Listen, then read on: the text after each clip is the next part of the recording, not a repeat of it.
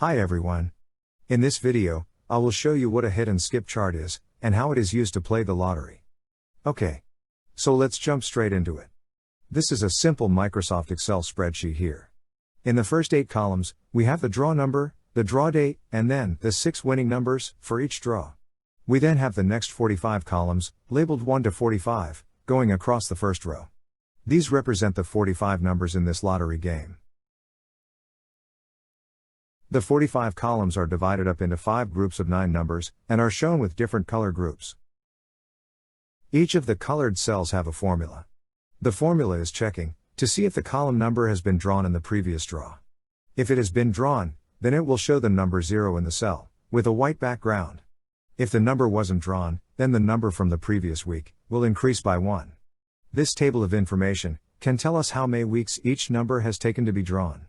We can then use this information to make predictions on when the number will be drawn again. So if we scroll to the far right, I have created a formula that says, if the current number in our table equals 0, then return the number from the previous week.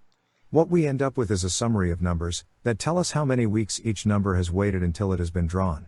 If we count up all these numbers and put them in a bar chart, we can see that there is a big trend in the numbers that have been drawn, only to be drawn again in the coming weeks, and then as time goes on, we can see there are certain numbers that don't get drawn. This is the loophole that we're going to exploit here. To do this, we need to create smaller segment groups to show how long the numbers have waited to be drawn again. So for numbers that have been drawn 2 weeks in a row, we'll call these BB. We then summarize numbers that have waited between 1 to 3 weeks, 4 to 6 weeks, 7 to 9 weeks, 10 to 12 weeks, and numbers that have waited more than 12 weeks to be drawn, which I have shown as the ++ heading. And as you can see, there are some groups of numbers that are drawn more frequently than others.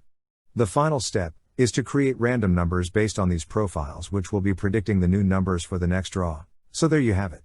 If you want to know more about this, or see some of the other models that I have built, drop me a line in the comments, and I will see what I can do for you.